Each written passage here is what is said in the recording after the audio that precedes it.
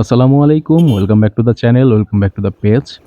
Bajaj Pulsar NS125 এই বাইকটা বাংলাদেশে লঞ্চ হয়ে গেছে। প্রাইস এবং সবকিছু আপনারা দেখছেন। এই বিষয়ে আসলে আমিও অনেকটা হতবাক যে একটা ১২৫ সিসি বাইক কিভাবে অলমোস্ট ৳২,০০,০০০ হতে পারে। এখন অলমোস্ট বলতে গেলে পেপারস খরচ সহ বলতে গেলে ৳২,০০,০০০ পার হয়ে যাবে। যদিও বাইকটাতে কিছুটা ডিসকাউন্ট দেওয়া হইছে এখন। দাম হচ্ছে ডিসকাউন্টে ৳১,৮৩,০০০ সামথিং। তো এর সঙ্গে যদি আপনি ২ বছরের পেপারস খরচ যেটা আছে ওটা এড করেন তাহলে ৳২,০০,০০০ প্লাস মাইনাস হচ্ছে। এখন আমার কথা হচ্ছে যে এই দিনটাও কি দেখার বাকি ছিল যে ১২৫ সিসি একটা বাইক ৳২,০০,০০০ দিয়ে কিনতে হবে। এই বাইকটা যখন লঞ্চ করা হলো এর প্রাইস নির্ধারণের পরে অনেকেই এই বাইকটার দিকে নেতিবাচক বিভিন্ন কথাবার্তা বা এই ধরনের মন্তব্য আমরা করে থাকতেছি। এর পেছনের মূল কারণ হচ্ছে এটা টু মাচ ওভার প্রাইস।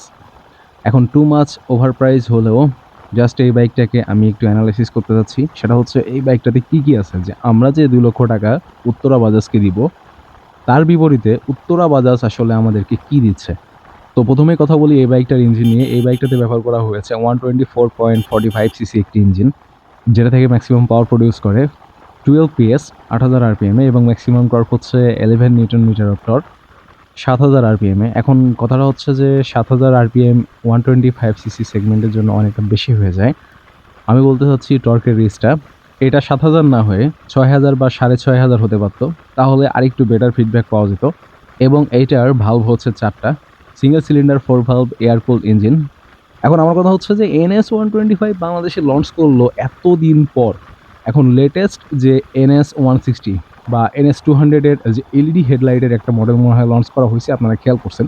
এখন আমার কথা হচ্ছে যে অন্তত এট লিস্ট ওই ক্যাটেগরির, যেহেতু আমার কাছে যেটা মনে হয় যে চেসিস এবং এর যে ম্যাটেরিয়াল বা ইকুইপমেন্ট বাইকের এটা অলমোস্ট অনেকটাই ম্যাচ করে 160 সাথে। এখন 160 যে নতুন গ্রাফিক্স, নতুন হেডলাইট এগুলো সংযোজন করতে পারত এবং ওগুলো সংযুক্ত করার পরে যদি প্রাইসটা নির্ধারণ করা হতো ১,৭০,০০০ প্লাস মাইনাস। যেহেতু আপনার ডিসকভার ১,৬৩,০০০ প্লাস মাইনাস এরকম একটা প্রাইস বর্তমানে। তো ৫-১০,০০০ টাকা বাড়িয়ে যদি প্রাইসটা নির্ধারণ করতো এবং অফারে কিছুদিন আপনার ক্যাশব্যাক অফার রেখে প্রি বুকিং নিত, অনেকেই প্রি বুকিং দিত ভাই। এখন আমার কথা হচ্ছে আমি বিজনেস আইডিয়া দিতে এই ভিডিওটা করতেছি না। আমি জাস্ট আমার থটগুলো আপনাদের সাথে শেয়ার করতেছি এবং আপনাদের থটগুলো আমি জানতে চাচ্ছি। এই ভিডিওর বিষয়বস্তু। বাইকটা অফিসিয়ালি লঞ্চ হয়ে গেছে এবং বাইকটা যদি আমি হাতের কাছে পাই, ইনশাল্লাহ পাবো, হয়তো কিছু সময় লাগবে। এইটা সম্পর্কে বিস্তারিত আরও কথা বলার ইচ্ছা আছে এবং আমি বরাবরই বলতেছি ভিডিওতে একটা কথা বারবার রিপিট করা ঠিক না, আপনারাও বিরক্ত বোধ করেন। এটা 100% ওভার প্রাইজিং ভাই। এখন প্রশ্ন থাকলো আপনাদের কাছে, এই বাইকটা আসলে আপনারা এত টাকা দিয়ে কিনবেন কিনা, যেখানে আমাদের অপশন রয়েছে 150 থেকে 160 তে শিফট করার মতো। কারণ ৳২,০০,০০০ প্লাস মাইনাসে এখনও হিউজ বাইক রয়েছে 150 থেকে 160 এই সিসি সেগমেন্টের মধ্যে। আমাদের দেশে আসলে এখন ওভার প্রাইজে বাইক ক্রয় করা এটা একটা ট্রেন্ড হয়ে দাঁড়িয়েছে। খেয়াল করুন জিক্সার 250, জিক্সার SF250 এটাও খুব শীঘ্রই লঞ্চ করা হবে এবং এটার কিছু কন্ডিশন এখন রয়েছে তাদের চেকিং বা অন্যান্য যে বিষয়বস্তু। আসলে জিক্সার 250 এই ভিডিওর প্রসঙ্গ না, আমি শুধু এটা বোঝাতে চাচ্ছি আমরা এখন জিক্সার বা SF আমরা অলমোস্ট ৳৩,০০,০০০ দিয়ে কিনতেছি পেপারস খরচ বা এটা ওইটা যা আছে এগুলো দিয়ে। এখন আমার কথা হচ্ছে যে 2 ভালভের এয়ার কুলিং একটি কমিউটার বাইক বা স্পোর্টস কমিউটার বা স্পোর্টি কমিউটার, যে যাই বলি না কেন, তো ওইটা আমরা আসলে ৳৩,০০,০০০ দিয়ে কিনতেছি। মানে ভাইরে ভাই, আসলে আমরা অভ্যস্ত হয়ে যাচ্ছি আসলে। আর কোম্পানিগুলো আমাদের কাছে কিভাবে যেন লুটে-পুটে সবকিছু নিয়ে যাচ্ছে। কাইন্ড অফ এরকম একটা ফিল হইতেছিল আমারও যখন ওই NS125 লঞ্চ করা হয়। তো NS125 এ ব্যাক করি। এই বাইকটার সামনের এবং পেছনের যে ব্রেকিং সিস্টেম, এটা ফ্রন্টে 240 এর ডিস্ক। কেন ভাই? এইটা আরেকটু বড় ডিস্ক দেওয়া যাইত না? 265 বা 276 বা 270 এর আশেপাশে, 72 এর আশেপাশে এরকম তো ডিস্ক প্লেট পাওয়া যায়। অলমোস্ট 270 বা 276 যে ডিস্কগুলো রয়েছে, এগুলো দিতে পারত। এখন এইটা অনেকেই এখন বলতে পারেন যে ভাই 240 কি যথেষ্ট না? আমার কথা হচ্ছে ভাই বাইকের প্রাইসের দিকে তো তাকাইতে হবে।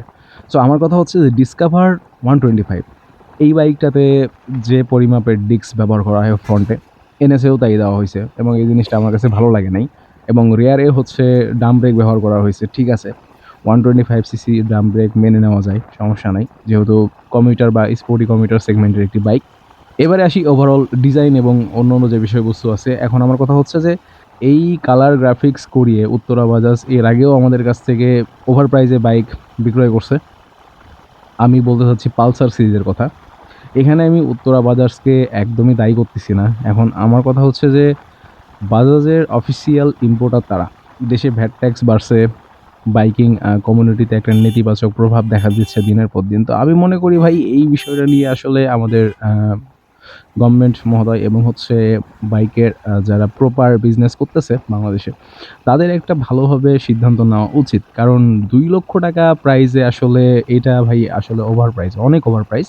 এবং এই বাইকের যে ইকুইপমেন্টগুলো দেওয়া হয়েছে, আমি যতদূর জানছি এই বিষয়গুলো, যেমন হচ্ছে আপনার পেছনের রিয়ার টায়ার এটা আরও 110 সেকশন দিতে পারত।